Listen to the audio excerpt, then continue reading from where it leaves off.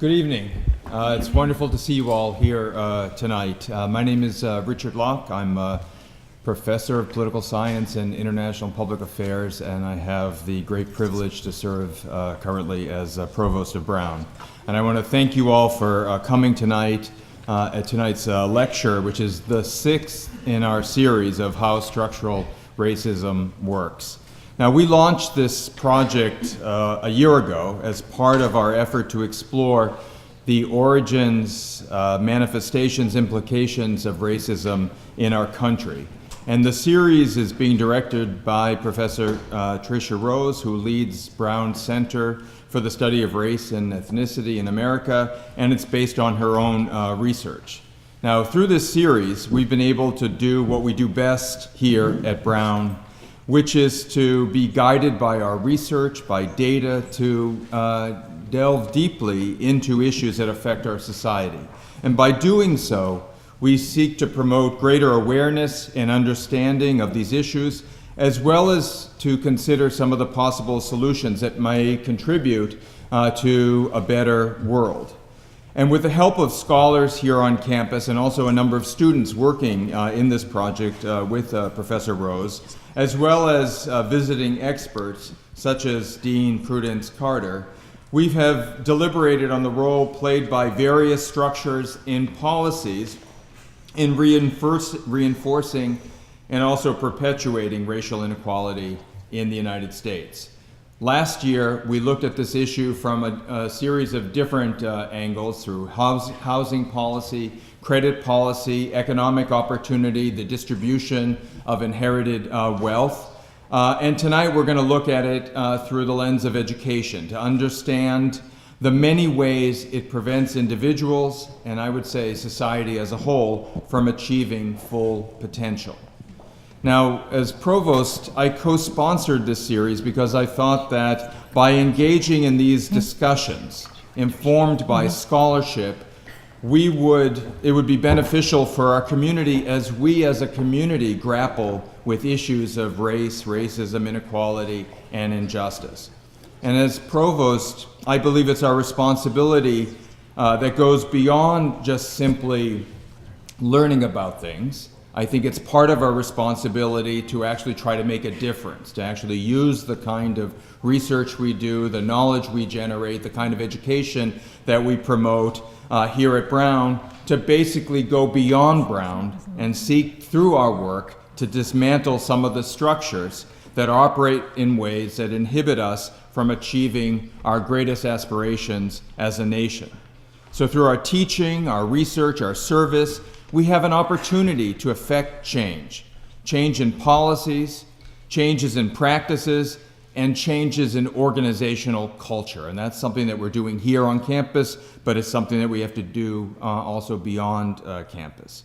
And through the work of the CSREA and other departments and centers and institutes, and through alumni like Dean Prudence Carter, we are committed to helping to shape a more just, peaceful, and prosperous society. So I want to thank you all again for coming this evening. Special thanks to our speaker who traveled all the way across the country to be here to discuss her work. And now I'd like to invite my friend and colleague Tricia Rose to the podium to introduce our speaker. Thank you very much.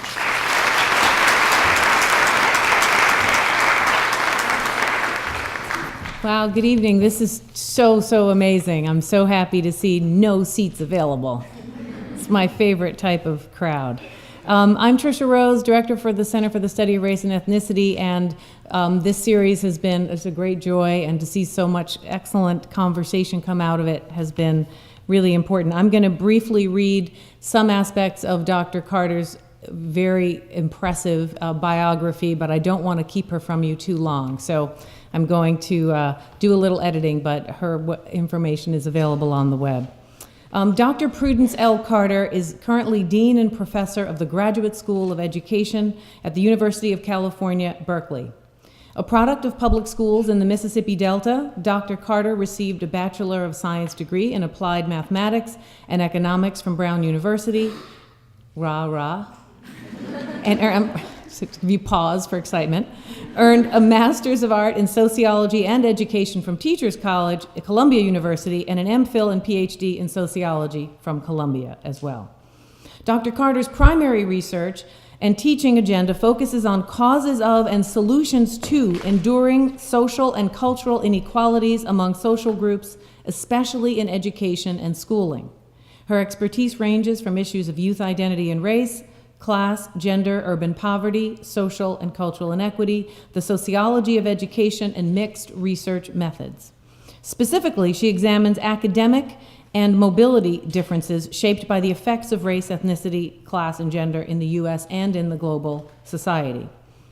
Her award-winning book, Keeping It Real: School Success Beyond Black and White, debates various cultural explanations used to explain school achievement and racial identity for low-income Black and Latinx youth in the United States.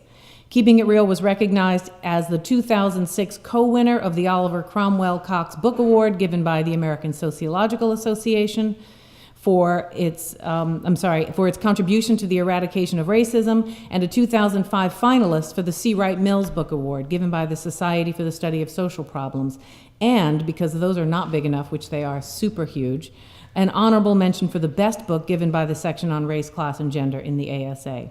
Her most recent books include Stubborn Roots, Race, Culture, and Inequality in the U.S. and South African Schools, and Closing the Opportunity Gap, which my class is partially reading this year, What Americans Must Do to Give Every Child an Even Chance, which is co-edited with a colleague, both published by the Oxford University Press.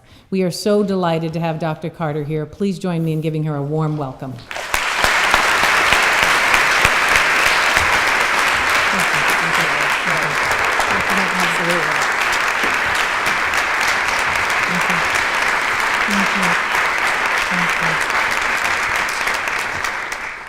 Well, good evening, my fellow Brunonians. It's so nice to see you. Thank you so much for coming out. Professor Rose, thank you so much for inviting me. Provost Locke, thank you so much for sponsoring this incredibly important series through your office. It is really an amazing and surreal experience for me to be back standing on the stage on the other side, because I really only know Brown as an undergraduate, having been here over 25 years ago. I am here to talk to you about some really critically important issues today. I often say when I give talks like this that I wish I could, that it could be much more, comedic or funny and make you, but the things we're talking about are really critical, they're timely, and they're also tragic in many ways. And, but I'm hopeful. I'm not a fatalist, I'm not a nihilist in any way. I think that there are things that we can do, provided that we all have the political will to work towards the solutions that will ameliorate the various fundamental inequality problems that we have. I want to start by talking about what do I mean when I think about structural racism, because my talk this afternoon is going to take us from the macro to the micro. Before I do that, let me just get a sense of my audience here. How many of you are concentrators in the humanities? What about the social sciences? Okay, in the physical and biological sciences? Okay, so I do have a spectrum. Did I miss anything? I think I pretty much got, yeah. So I want to be mindful of the jargon and know that I'm talking to a very diverse audience. When I think about structural racism, I'm going back to the very genesis of this country's origins and thinking about its makeup in terms of its racial formation. And I, as a social scientist, really appreciate history. In fact, if I had gone back, if I go back to undergraduate, I may have done a minor or something in history, because history really informs all of our fields, from the humanities to the social sciences to the physical and biological sciences. And I am deeply, deeply, deeply shaped by my own personal history and the oral history passed down to me via my parents, but more importantly, the history that historians have culled from the archives and oral history projects as they've talked about things. And I was in graduate school in the 1990s at Columbia, trained by a sociologist who is named Catherine Neckerman. And what Catherine Neckerman, who writes a lot about on inequality, taught me was that if you think about the early 20th century, during a period when there was massive migration and immigration from Southern and Eastern Europe and black migrants coming from the South, you had white ethnic immigrants coming from Europe, black migrants coming from the South, settling into the large metropolitan areas, but she specifically focuses on Chicago. At that time, there was a convergence in the performance and the basic literacy and test score outcomes of those various groups. They were very similar. Many of them heavily under-resourced, poor, disadvantaged. But as they came into the American context, the US context, a divergence occurred and coincided with the formation of some radical sociological forces like segregation, the development of ethnic enclaves and urban ghettos in cities, the gross and disparate distribution of resources in school districts as they formed. And over time, what you started to see were white ethnic immigrants going in one direction and black immigrants who were getting schooling. They weren't necessarily under the Jim Crow sections of the South, but in the northern cities, they were getting better education, relatively speaking, but they weren't doing and ultimately didn't fare as well as their counterparts. Then you fast forward, and historians tell us, like Ira Katznelson, who's at Columbia, to the GI Bill, which I think is one of the missed moments in American history, to have actually rectified and ameliorated the vast amount of inequality that has occurred. And arguably, the GI Bill could have recalibrated the kind of gross opportunity gaps that we have in the society, because what did it do? When GIs, hundreds of thousands of GIs came back to the United States, many of them could avail of the GI Bill and go to college. GIs of color, however, because of the highly segregated higher education in our society, couldn't necessarily utilize the bill at the same way. They weren't allowed, particularly many of the black ones were from the South. They couldn't go to the University of Mississippi or the University of Alabama. The other thing, and then when the historically black colleges and universities didn't have enough space to absorb them all. So you have a federal policy that was meant to actually remunerate in some ways our vets for the kind of contribution and services they've done, and there is a substantial number of them, but you get a divergence and another point in history of how those resources were allocated for white veterans as opposed to those who were of color. Another part of the GI Bill, the formation of the American middle class and the emergence of the suburbs in American society. GIs could avail of the mortgage loans at that time. The government and the financial sector colluded against GIs of color who could not avail of those mortgage loans. And so what happened was, as we started to see suburbia building from Levittown on Long Island to other places where people could buy their white picket fence with the little houses and they had formed their families. You had GIs of color who could not. There were processes of redlining, the denial of loans, and until the Federal Housing Authority was established in the 1960s, there was fundamental and gross de jure discrimination against those persons. It's a missed moment in American history where we actually could have recalibrated a bit. So why does that matter? These are structures embedded in our system. And then you think about the accumulation of economic, social, and cultural capital that comes out of one, owning a home as the middle class is burgeoning, and you pass on those resources to the next generation. And you have entire social classes, races of people, ethnicities who are left out of that project. So then it's no wonder that we have the kinds of system and the kind of profile that we have in American education today, I'm going to argue. But let me not go too far, because I want to just give you a roadmap of where this talk is going to go this evening. There are three conceptualizations that I have of race and class inequality that I want to talk about I've just begun to talk about a socio-historical political phenomenon of race that has historical and accumulated material consequences. We talk about disparities. Those disparities just didn't pop up in the moment. They began with the formation of this country. I'm going to move from that, and then I want to talk about what we do with these categorization tools that are tied to race and ethnicity and class that engender certain kinds of boundaries, and they play out in our everyday practices from where we live to whom we associate ourselves with intimately, to where we go to school, and how those provide fodder and foment continual inequality in American society. Structurally, historically, but also we are all every day colluding in the processes of structural racism, of poverty, and economic inequality. And then the third I want to move to is in our idea systems, because I think this is really important. We can personalize and personify the system as much as we want and say, well, I can't really do much about that as an individual. But those systems are only sustained by the idea systems and the ideologies that we produce and play out on an everyday level.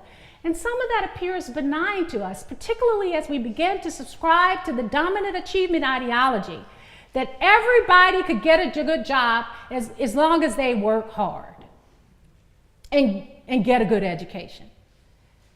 Well, I want to kind of explode that myth a little bit as I move through this. So I'm just going to show you, because I think this is a very powerful image that the New York Times published some months ago about the faces of American power.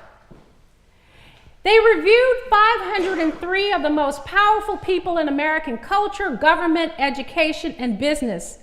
And out of 503, they found just 44 of them were persons of color.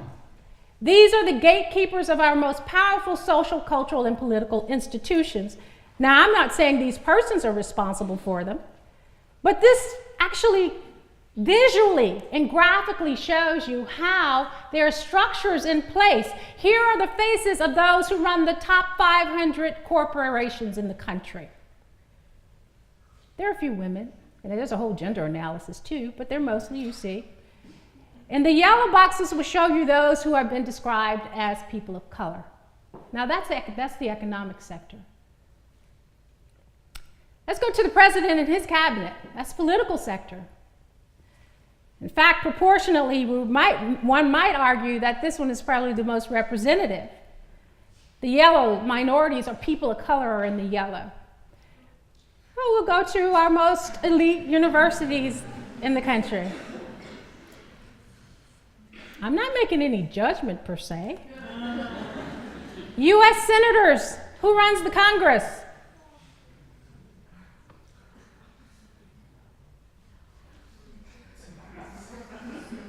Let's go to Hollywood, the cultural industry. These are the studio executives who decide which movie ideas come to fruition. Who's going to be hired, what ideas come out into the public sphere, have deep psychic impact on all of us about aesthetics and what matters. People who get decided what music gets produced in our country. Here are America's mayors of the largest 20 cities in the country. People who wield the most influence over the books we read. They run the publishing houses. They are the editors of the big publishing houses. People who decide which television shows Americans see. Now, Shonda really does dominate a lot of that right now. But look at the rest of the executives, huh? People who decide what news gets covered. The United States Supreme Court justices. Well, this is not quite up to date yet. Yeah, it is. American governors.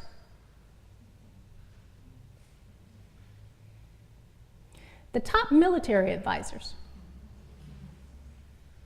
The owners of men's professional basketball teams. The owners of men's pro football teams. the owners of men's pro baseball teams. You get the drift. These are the gatekeepers of every major social, political, economic, and cultural institution in American society. Now, you would have to rely on some really problematic theories about why this is not normally distributed across the various races and ethnicities who are representative in American society. You'd have to fall back on something. This is not a normal distribution of talent. This has to do with some fundamental, structural, historical, political phenomena that have become codified into certain kinds of narratives that we now say are about quality and who's the best and who's the most who are the most deserving. But that just didn't come about. It's socially constructed. And it's socially constructed based and predicated on economic, political, and social formations that are steeped in race. This is how I come to understand what the repercussions and consequences of structural racism are. I'll try to get back to my presentation just quickly. So, what does this have to do with schools? Well, first of all, these are the people we're training, we're schooling now. Look at the percentage of children, this is 2014 data, of all children under the age of 18.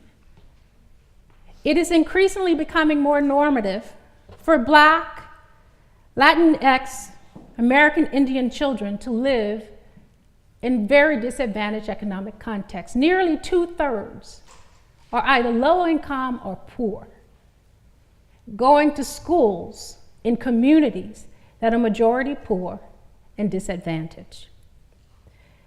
It's not the case for whites. 1 in 3 children is low income, roughly, and then 13%, 1 in 10 is poor. And it's not quite the same for Asian American students, although there is some variation, of course. Numerically, the largest percentage, the largest number of poor in this country are white children, but proportionately, it's way off for those who are of color. Now look at this. This is another way we can understand the macro context of structural issues. Here's the median household income by race of all incomes in the United States based on the last census. And what I want to draw your attention to is the disparity. This is for the average individual who earns $20,000, the average individual who earns $50,000, and the average individual who earns $100,000, or household income, rather. You will see significant differences by race of where the most affluent African American and Latinx families live. You can see it. Can I use the pointer here? Look at that. $100,000 in the median household income in their neighborhoods are significantly less than their Asian and white counterparts. The same happens for the solidly middle class. And when it comes to the bottom poor, the 20%, I mean, this is very much the lowest decile here. You see some differences as well. Segregation, even from the lowest to the highest deciles of economic earners and households in this country. Look at wealth by education. And this is broken down by race as well. Among college-educated Blacks and Hispanics in this country, this is the median wealth down here compared to their white counterparts. Here it is for those with some college, high school, less than high school. How did that come about? We're telling people, you get a good education, go to college, graduate from college, but how do you get something so disparate in the overall wealth of a household?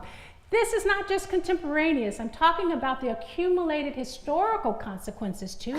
A lot of that wealth comes from the transfer of the proceeds of the value of the capital that came from home ownership, for example, of the decades. So that's a consequence of history. The second conceptualization I want to draw your attention to for education is thinking about where my research lies And I'm going to tie these two together as a categorization tool that engenders division.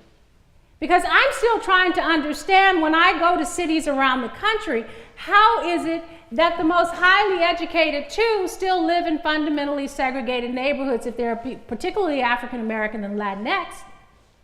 Which means if they're more likely to be in neighborhoods where they're poorer or lower income co-ethnic peers, they're also going to schools that are going to be fundamentally disparate from their white college-educated peers. What does segregation do for us? I draw your attention to the notion of relational inequality behind the walls of schools, drawing on the research of sociologists whom I've read over the years, who've trained me, and thinking about the boundaries that we create every day to reinforce the kind of macro-level economic patterns you just saw. Social boundaries being those objectified forms that we use to classify ourselves, the us versus them, generally steeped in racial terms or class terms. And we come up with a narrative to legitimize why it is that we keep ourselves from them. And then we invoke symbolic boundaries, cultural tools to help keep that system suspended, so that we use those to acquire status, to monopolize resources, to make it make sense or try to attempt to rationalize why we make the decisions we make every day that help sustain the kind of inequitable system that we have, unequal system. And oftentimes we do that through othering. Well, they just don't do this. Or we do this. Or as kids tell me oftentimes, the reason homophily prevails so much in American society, and the reason people segregate, and the reason we don't expand our social networks so that people get the information that would allow them to go to certain kinds of schools or be aware of, or that would give them employment information so they will work in different sectors. Well, the reason they don't really know each other is because people cohere around their taste. And you know, you're more likely to hang out with people who are like you. And yes, you're more likely to hang out with people who are like you if you're segregated. This is why integration in theory and principle is something that the courts, although they didn't think this progressively, but I certainly Thurgood Marshall and many of those who really fought for deep integration, not just diversity. Diversity is about representation. It's not about fundamental transformation of the core institutions, but the people who fought for integration understood that if we didn't live together, if we didn't go to school together, then those forms of capital that will shape our overall economic and political well-being wouldn't be well distributed among those who have been historically disadvantaged in this country. We do it through the boundary maintenance. And so one of the things I argue in my research is that in addition to thinking about the material resource context of schools, we also have to think about the socio-cultural context. How do we change the substance of relationships within schools and communities so that we can shape better outcomes for all groups of students? Because this is what I'm also finding in research. Even when you have communities that voluntarily choose to desegregate or diversify, those schools, unfortunately, in American society, haven't done good by Black and brown children. That's what the research shows. So several years ago, I went back to 8 schools across the US and South Africa to try to understand why.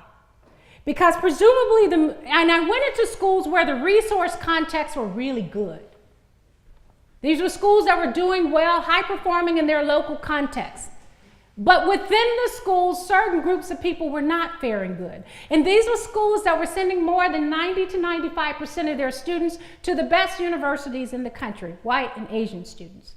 What were happening to the African American and Latino students? I needed to understand that. So I designed this study. 4 of the schools were majority minority in some of the cities where you had a critical mass of white students going to school with students of color. And but these were high-performing minority schools.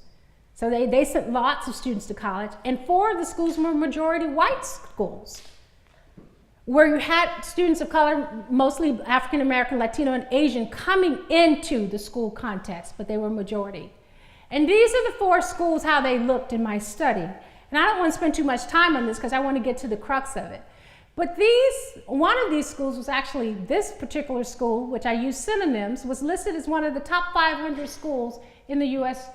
News and World Report, if you give that any credence or anything like that. But so it was there are high-performing minority schools, minority-dominant schools in the country. And I'm going to talk in a minute about what we can learn from them. But what I found going back to high school, as I tried to understand how the macro forces would permeate the walls of schools even when we attempted to diversify our schools, was fascinating. What we do unconsciously and sometimes consciously is signal to children and youth through the symbolic boundaries that I define, where the lines are within the school. Students learn their real and actual places. We do it through extracurriculars. We do it through tracking, a form of stratification within so-called diverse schools.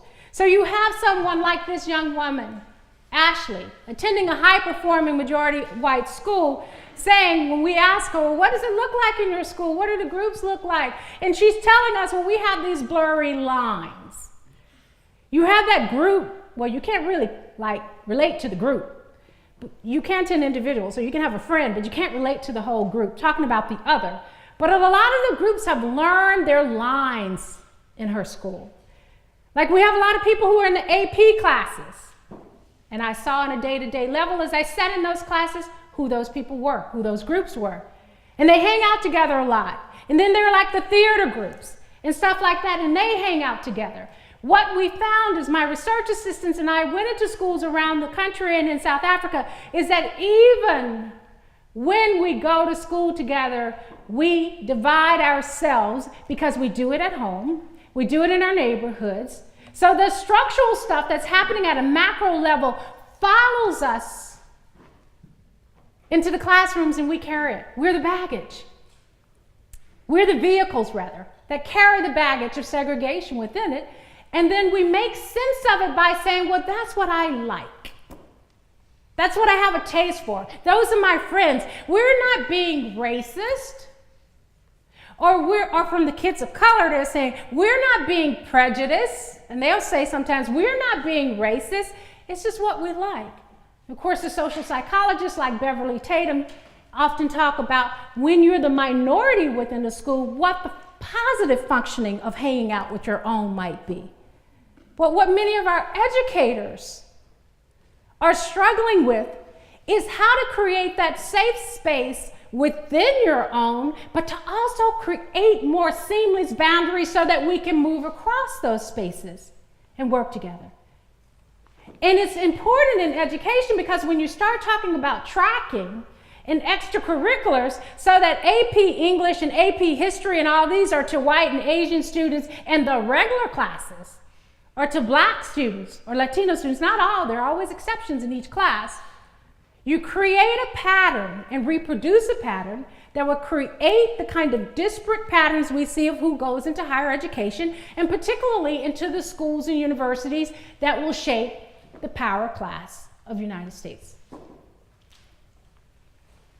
So what I've argued in my work is that we have to figure out as an organizational practice within our educational spaces how to cultivate what I call social and cultural flexibility among educators and students and parents and communities. And I did this by creating this scale. I wanted to get a sense of how flexible kids were across the different high schools. And I ran this model, and here was one of the most fascinating things. Talk about integration versus diversity, and when you don't do it right. Is that among the African American students, more than 650 were surveyed. Those who were attending majority, minority, high-performing high schools showed higher levels of cultural flexibility than the black students who were attending majority white high schools that were highly affluent. And I kept thinking to myself, but integration is supposed to create the reverse. Why is this happening? The black students in the majority minority schools were also reporting higher levels of self-esteem and self-academic efficacy. Now, the white students in the study in the northern cities were reporting higher levels of cultural and social flexibility than the ones in the southern cities. And if we understand the history of political and regional politics, that might make sense to us, right?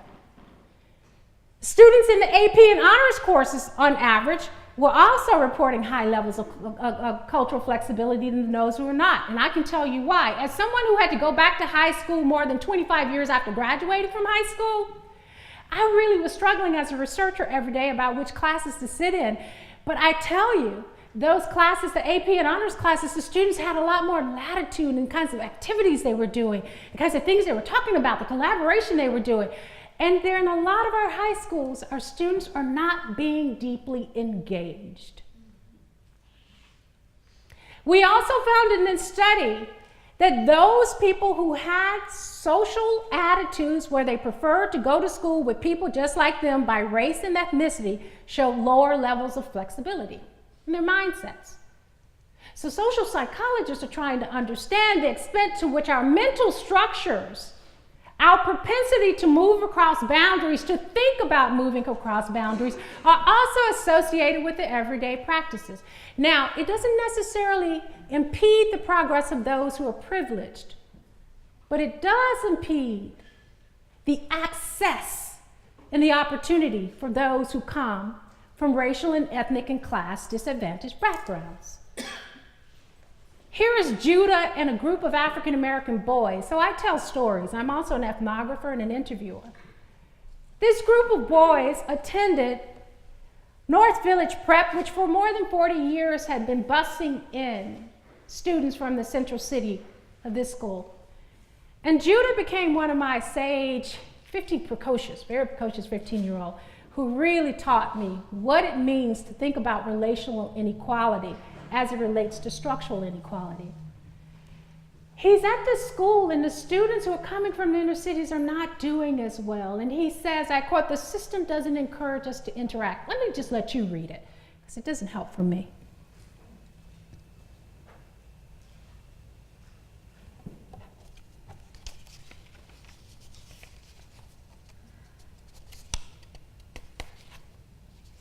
I'm going to advance it.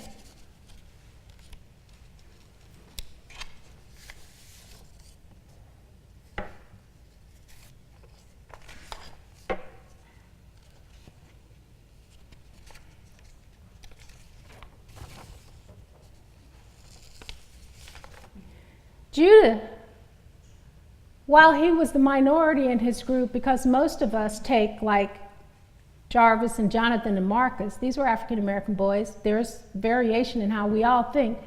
Most of us have drunk the Kool-Aid about the rational and instrumental approach to education.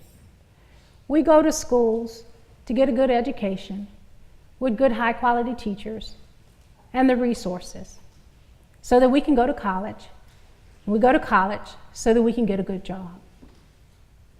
But we don't think about, as Judah said, the intangibles that make it possible for other students to feel like they belong to that institutional context, that organizational context, so they want to stay with it. And we have very gross educational disparities in American society today. And even when we have attempted to diversify our schools, we've not created the kind of rich environments in most cases that would send a high proportion of those students on to the best colleges and universities. This high school sent most of its graduates to the top 100 colleges and universities in the country. When I went back the year Judah was graduating from high school, less than 10% of the senior graduates from the kids who were bused in were on their way to college. How does a really good school not do well, good in the material sense, not do well for all of its students? Now, the question I'm going to get from the audience, I'm sure, is going to be about the parents. I'm going to just wait on that, because I get that all the time. What about their cultural attitudes? I'll just wait on that in a moment. Because I want to talk about ideas now. And this is where that falls into.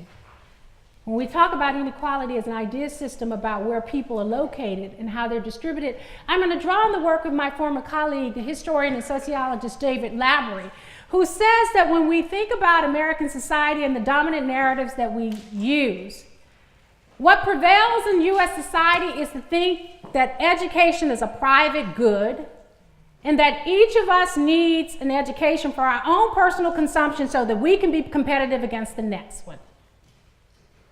And that is embedded in what he calls the social mobility approach to education. Now, economists have often talked about education from a social efficiency perspective. What you use it to cultivate human capital so we can prepare workers for the various sectors, right? That's a kind of classic economical way. Lavery says this is the moment we're in where we prepare our students to compete for social status and resources. And what's happened is because all of our parents, and I have a 3-year-old, I understand, we want our children to get the best education. We choose and make decisions about where we locate them and where we're going to live and with whom we're not going to live so that they can get that. That's how the system maintains itself structurally. Do you see how the micro feeds into the macro? And what, unfortunately, in some says this is perhaps the Pollyanna-ish part, is that we don't think about school from the kind of Deweyan sense. From the early 20th century, a lot of people talk about mass education because we were thinking about for democratic equality, for preparing those who are developing citizens, for deep civic engagement. American education has gotten away from that. And I will stand here to say today, my own personal opinion, I don't have empirical data on this, is because we've gotten so deeply ensconced in the social mobility and the competition and the othering that we're in a political moment that we're in right now where there is a very serious threat to put a person in office who is fundamentally racist and xenophobic and classist. Because the mindset, you can basically, in many ways, I'm probably not supposed to be political, but let me just be real here.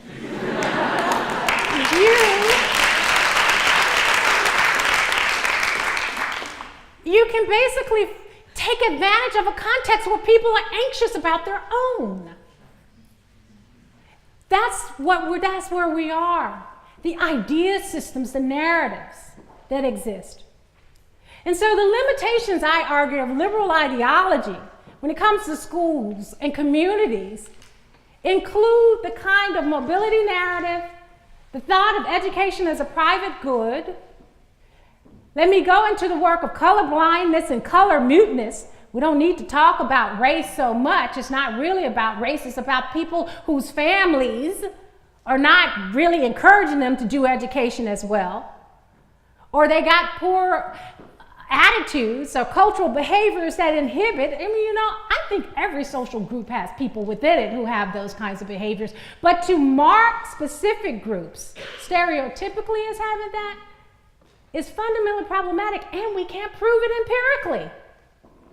It's all stereotypes because we look to others through our prisms of our lenses, and we also rely on what we see in the media, which sensationalizes and creates hyperbole and exaggerations. It makes that the modal understanding for various social and ethnic and racial groups. So it doesn't surprise me when I go into a school like South County High, it's a Southern high school, high performing, where I find U.S. students, mostly black, this was a black-white place, where the kids' self-esteem was so low, where there were no kids, stark boundaries, where baseball and football were to white boys and black boys as cheerleading and stepping, which are white girls and black girls, where there were only 2 to 3, and I could have no teachers or students who could name to me who were the highest achieving African American students in that school. I mean, I would have to rely and fall back on a genetic argument to believe that there were no smart black kids. As Lonnie Grenier and Gerald Torres have written in The Miner's Canary, when you see stuff like this, we as researchers have to start uncovering what's going on. Why is it that no one is thriving who comes from historically disadvantaged backgrounds? What I found, and this is one of my favorite slides, is that we can actually get to this in schools, where you can diversify the racial compositions of schools, but we actually create this once we get people in there, such that diversity is neither integration nor inclusion. My research assistants and I saw that every day as we had to make decisions about where to sit, what classes to go into. I was in one high school, for example, and now maybe it wouldn't be interesting to you, but I was in one high school where I saw on the roster there was a course on gender studies, gender relationships in ancient Roman society. Now, it's Western, and I know those of us who are multiculturalists, we want different things. I certainly subscribe to that. But I thought, first of all, in high school, I thought that would be a college course. And so I'm sitting in a room where the students who had been bused in, who were mostly Black and Latino, Latinx, and who were socioeconomically poor and working class, I said, I'm going to go and see this class because it sounds interesting to me. And she said, who teaches it? And I say, Mr. Fill in the blank. And she says, our kids don't take anything like that, meaning the kids who were in the diversity room. So this school unconsciously had created different curricular tracks for kids by race and ethnicity. That's structure, folks. That's organizational. It's not at the macro level, but that's structural. Another high school. This is North Village, high achieving. I've actually just told you about this. Here's why I say the relational matters and what goes on behind the walls of schools. This high school for 40 years, Judas School, the first week we were in there, they were sending about 100 kids to Japan for 10 days. It was through the orchestra. There were no Black and brown kids. I'm sorry, one African-American student who lived in the local community, and he had 2 white moms. But none of the kids from the central city. And they said, that's not for our kids. Or it's encouraged to believe. These are the symbolic boundaries I'm talking about. What we do within education, even when we create solid material context, can also inhibit. And so I've come to argue in my work that we have to couple the material with the sociocultural context within organizations to make sure that we're ridding ourselves of all those impediments that would allow for mobility within schools. I'm almost done. I'm also asking the question as I think about opportunity gaps in American society, because most kids who are working class and poor and of color don't go to the kinds of schools that Judah and Jarvis go. A high percentage, but somewhere around between 40 to 50% of them are also in schools that are fundamentally and inherently just bad. Bad in the sense of resource context, like the savage inequalities that Jonathan Kozol wrote about so many years ago. And the question before many of us, policy-wise, is whether or not we are trying to create equality or we need to create equity. I wrote a piece, a really short piece that was in the New York Times last week, just a little short piece about what we needed to do in response to the Hartford case. And I made the mistake of looking at the top 5 comments. Don't ever do that in the New York Times. And what I was arguing about what it takes to bring those 2/3 of kids who are living in poor or disadvantaged contexts when it comes to education is that we have to think about the whole ecology of children's lives and try to recalibrate in some way. Because what we're asking kids to do so that we can all be a part of the power classes is that we got some kids who are on elevators going at the speed of a bullet train. Some kids are on escalators that are going up to floor 16 really smoothly. And then we got some on stairwells with missing handrails and broken steps, and they're tripping and falling. And we're saying that you all get to floor 16 at the same time. So it begs the question, if your modes of context are that disparate, do we need equality where we give everybody the same, or do we need more equitable context? Because so many parents, given our economic system, you've already seen about wealth, you've seen about the job force, given what the resources are in most Black and brown communities that are poor and low income, their parents cannot concertedly cultivate the same way as their middle class and affluent peers. Starting very early with Suzuki violin lessons and piano and soccer and gymnastics and all those things that really provide more of the enrichment and the enhancement for our education.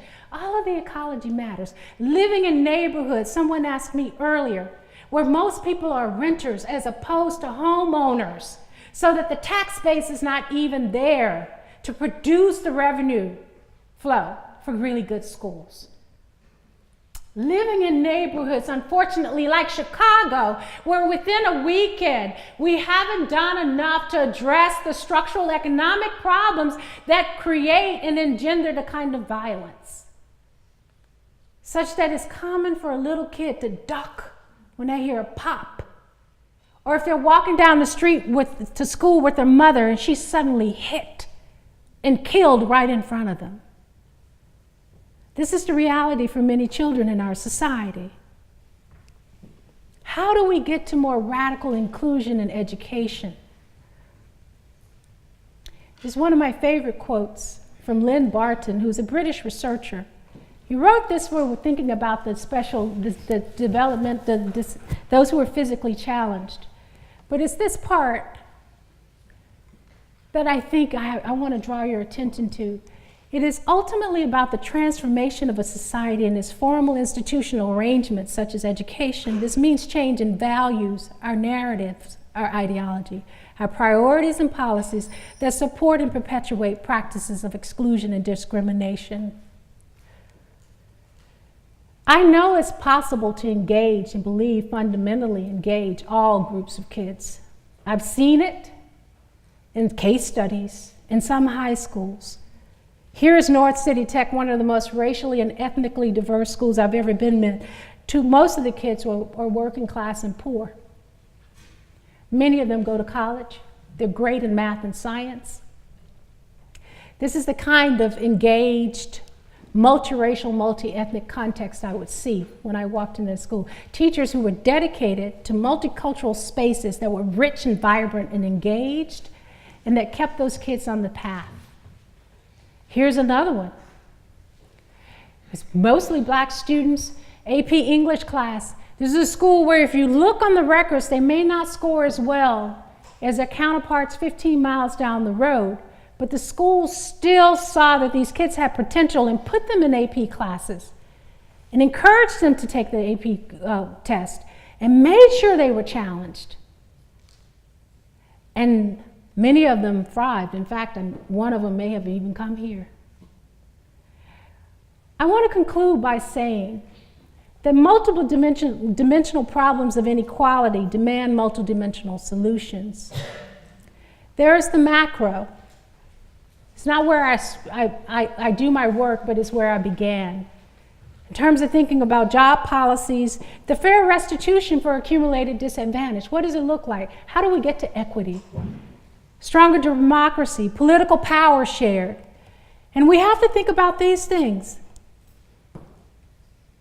I believe the solution, I am truly an advocate for making sure we diminish and eradicate the boundaries in our society. Separate will never be equal, folks. I just fundamentally don't believe it would be. And I have to create the kinds of programs that will make it possible for families to thrive and not just be barely subsisting. We have to recalibrate the wealth distribution in this country. Now it means, and there's something problematic, and I wrestle with saying this, because we do have to contend with the political economy we have. And it's just the kind of political economy we have where in order for some to have a whole lot, many can't have much. So we actually have to just be real about that and then think about, well, what are some of the alternatives? But that's another lecture.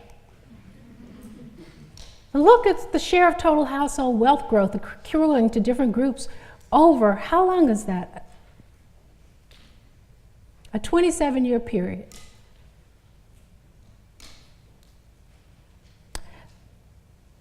The top 5% getting more than almost 3/4 of it. And then I think we have to pay attention. I just read Brian Stevens' book. I'm not trying to put the kitchen sink. I'm trying to think about the structural things that really impede and create the kind of ecology where most of our kids are growing up, where they don't have their fathers and their mothers, or they don't have employment, there's high poverty.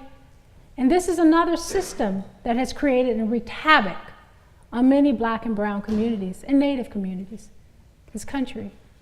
So the multiple dimensional problems of inequality demand more solutions. We have to move to the meso, as I've said.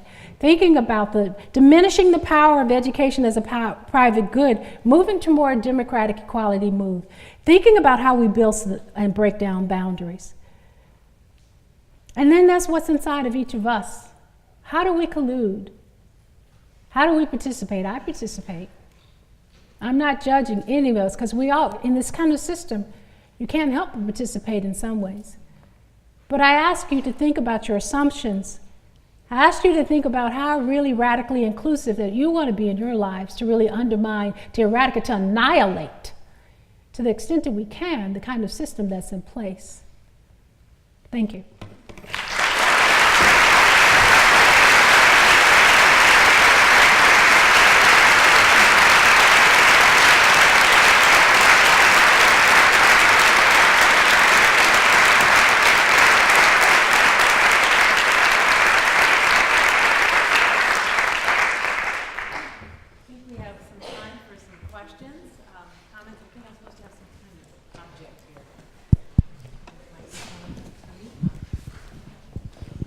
I think we have a sort of a person who will come to you with the mic. If you have questions, raise your hand.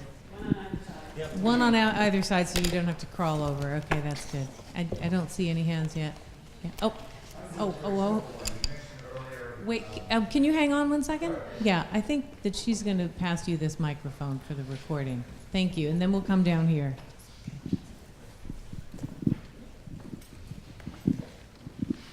Thank you for your patience with that, so we can document. Just overcome my anxiety, that's all. Very simple. You had mentioned earlier that you have hope. I need hope.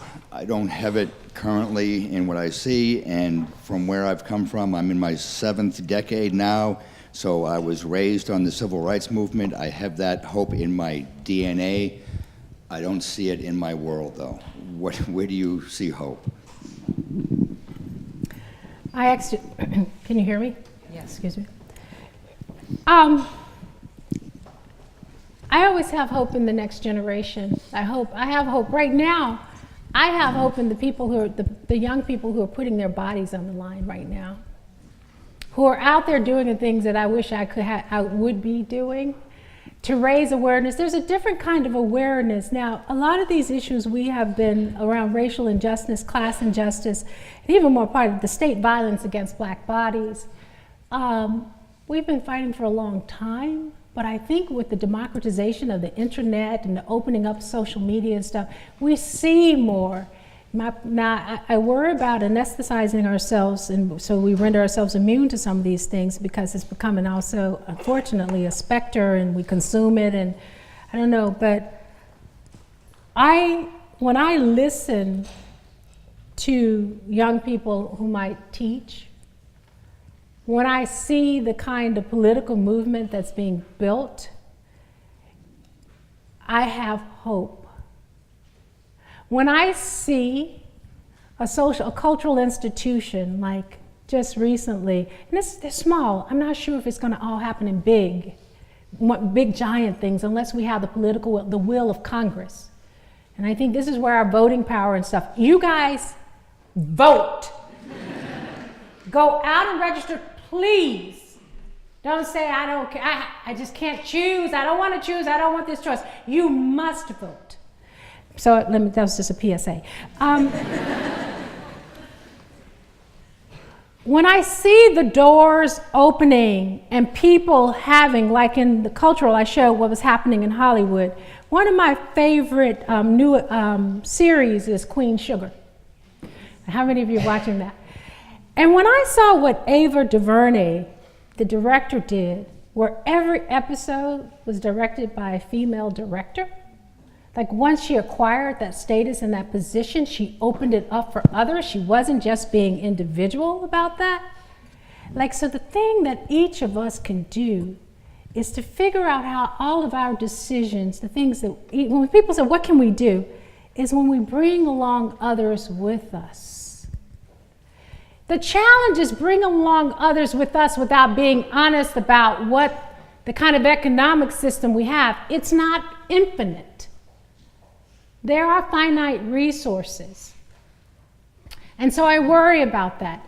But as I mentioned earlier, there are youth organizations, political movements in Chicago, San Francisco, LA, where people are drawing attention to the problems of education within their respective communities.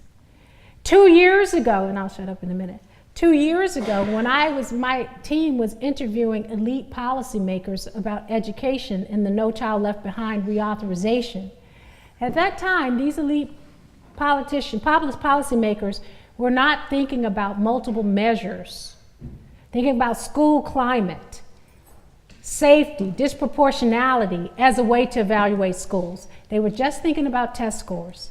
In December 2015, when the law passed, ESSA, multiple measures were a part of it.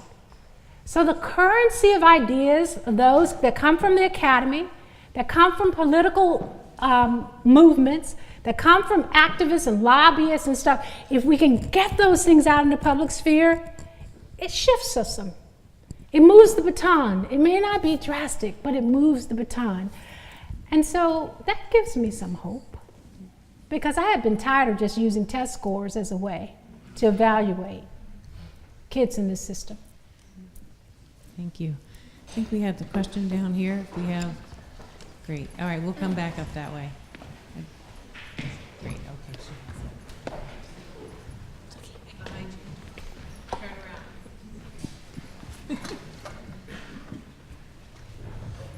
around. In this globalized world, it's very easy to sort of look at our own educational problems in a sort of vacuum and not see what other countries or other places are doing. And one thing that I always sort of think about is in terms of the distribution of resources at our schools, in inner city minority schools, obviously they don't have as much money, but in East Asian countries, for example, their average class sizes are, say, 50, and they spend less money per capita than we spend. So I was just wondering, with our own American schools, one might say, well, they're more racially and ethnically monolithic. Our schools are so segregated that they might be comparable to that. So what I was wondering is, what methods can we learn from other countries, such as, specifically in the context that I was asking, East Asian countries, to implement into our own inner city schools to sort of uplift them? Okay. Well, this may get me in some trouble. But I don't romanticize necessarily the Asian educational system. No. Let me be clear about what I mean. First of all, many countries around the nation have a centralized educational system where all schools have the same curriculum in certain grades, and you have to understand something, about each particular Asian country context. Those contexts are highly competitive, and there's a great deal of closure too. In American society, we at least give talk to trying to make it possible for everybody through the community college, the state college system, to be able to be on the higher educational route. And more people can, but in that context, it's the highest scorers, definitely most rigidly, who get into higher education. And so it's not as much room. So there is perhaps a homogenization, but there are even Asian researchers who have been critical of the extent to which there is a banking concept of knowledge building there. I mean, skills are built, obviously. They're great test-taking skills. There's a lot of hours and effort, and so some of the cross-fertilization comes from how many hours we spend in the classroom. We want longer days and longer school years, perhaps. But I would interrogate, because there are some things that we could borrow, but it's not everything that I would want to borrow. A context where a lot of people have gone to, and they're also kind of elevating on status, are the Scandinavian countries. Finland, for example, right?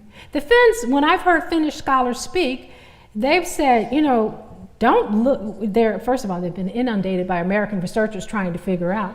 But one of the things that you're trying to figure out what they do, but one of the things where I began, the macro context, we're talking about socialist democratic states that make sure that the basic needs of their citizens are met. We don't do that in the United States. So until you can equalize the macro context, you're talking about apples and oranges and peaches and cherries. You're not talking about the same thing. So I think there are some teaching ideas perhaps we could use, some pedagogical approaches. They treat their teachers like high professionals. In this country, teachers are treated as, they're so fundamentally respected, and they're my heroes. They spend as much time with us as our parents on the most part, and yet we don't pay them well.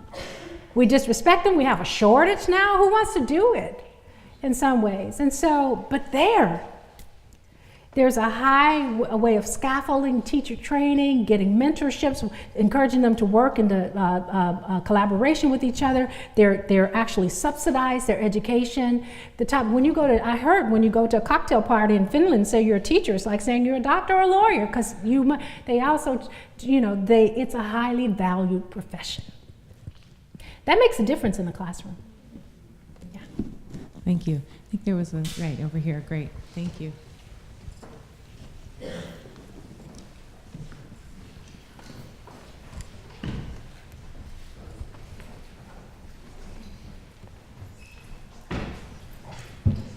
Good evening.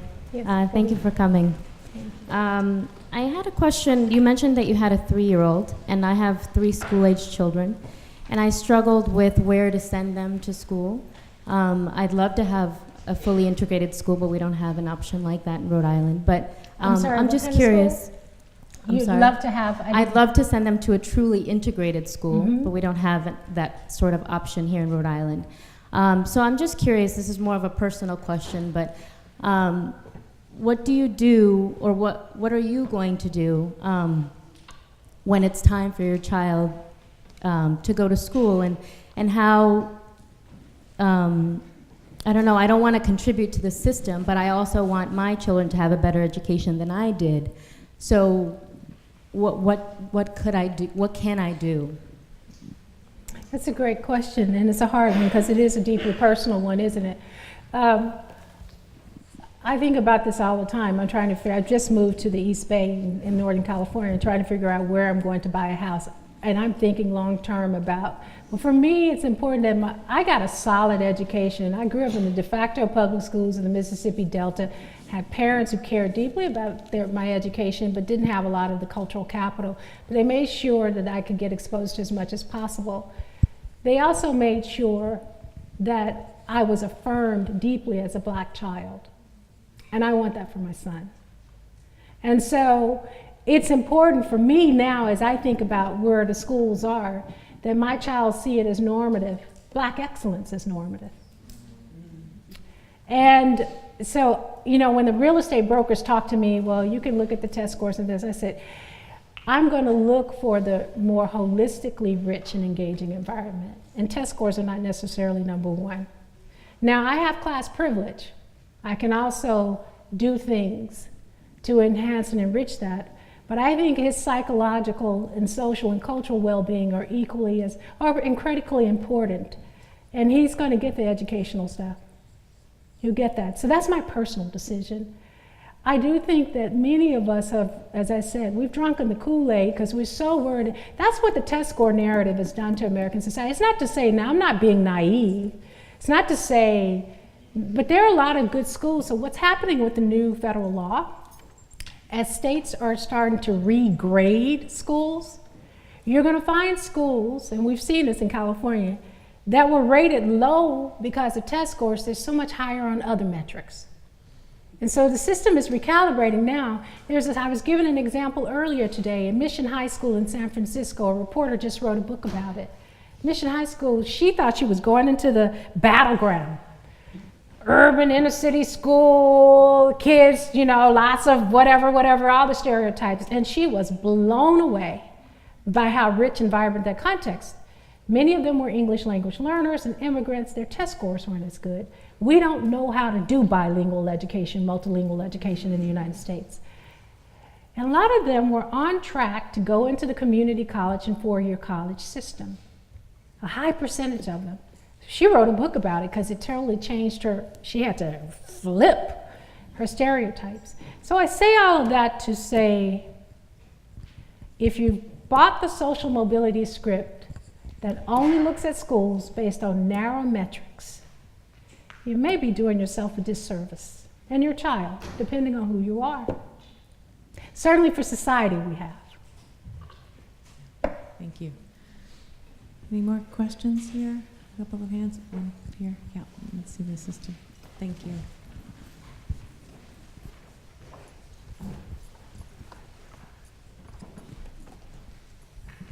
Hello. I'd really like to know the name of the book that you just referenced.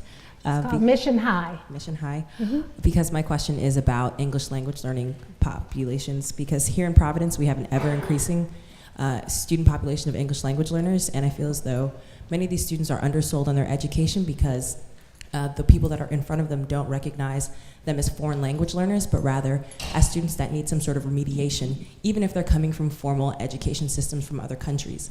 So what is your recommendation for educators who are in these spaces and want to do something that actually edifies their education, but this is completely unstructured and there isn't very much existing curriculum that supports them first as foreign language learners so that they can scaffold that then first on having the language and then learning content?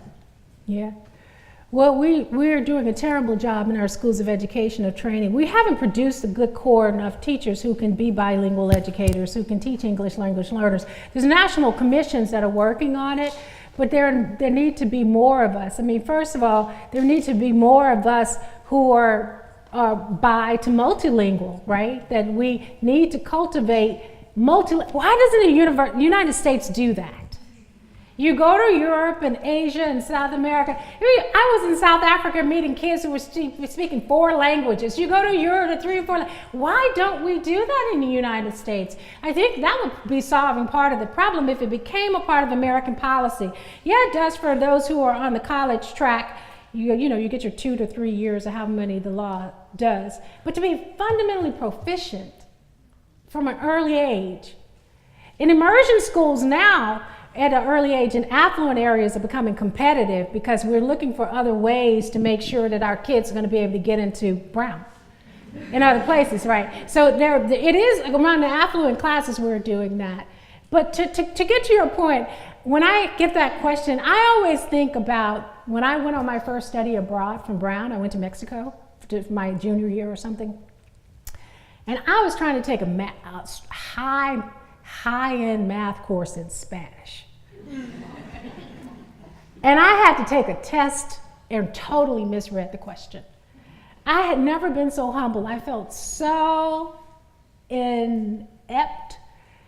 And I keep thinking about that experience. Like, it wasn't that I didn't know how to answer the question, that there are nuances in language. I wasn't facile enough in Spanish. I was a Brown student. Now imagine what it's like for our young people, and we indict them for little kids. And there's nothing wrong with them cognitively. We just don't know how to do language, and so we need more programs in our schools of education that train teachers. But I think we can even interrupt it earlier if more and more of us grow up bilingual and multilingual and go into education. Yeah. I think we have time for one more question before we break for a reception. Anybody got left out? Okay, go ahead.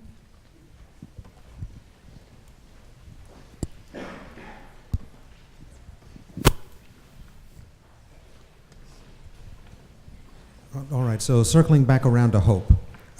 You mentioned a school, was it North City? I don't remember which one it was. It was North City Tech.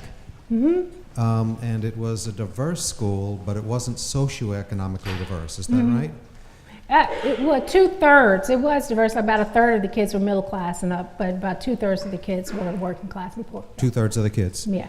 So, given that it's maybe a resourcing, the political situation to which you alluded is not built necessarily on the elites, but on the rich, but on the working class and poor, does that offer a way forward?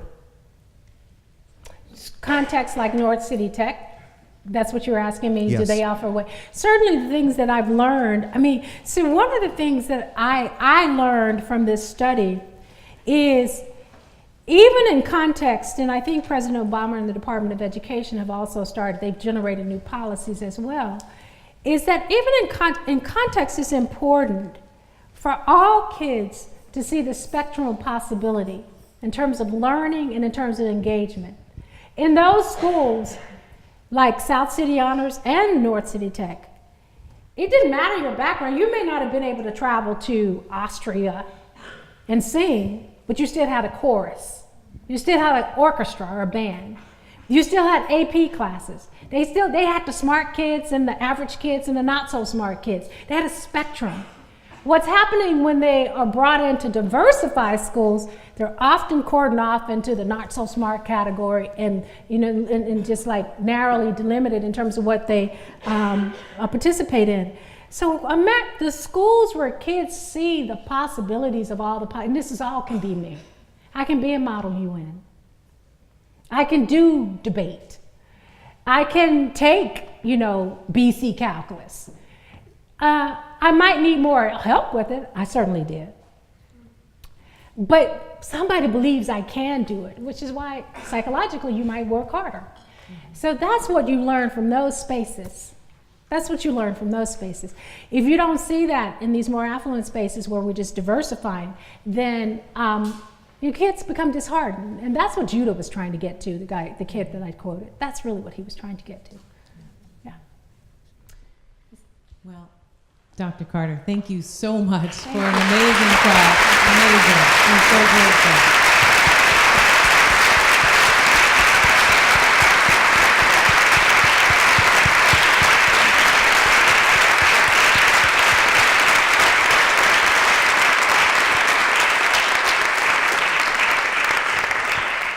So I just want to say thank you again and let you know we have a reception outside. You know how hard it is to get out of this room, so take it easy. But anyway, thank you all for coming. We really appreciate it.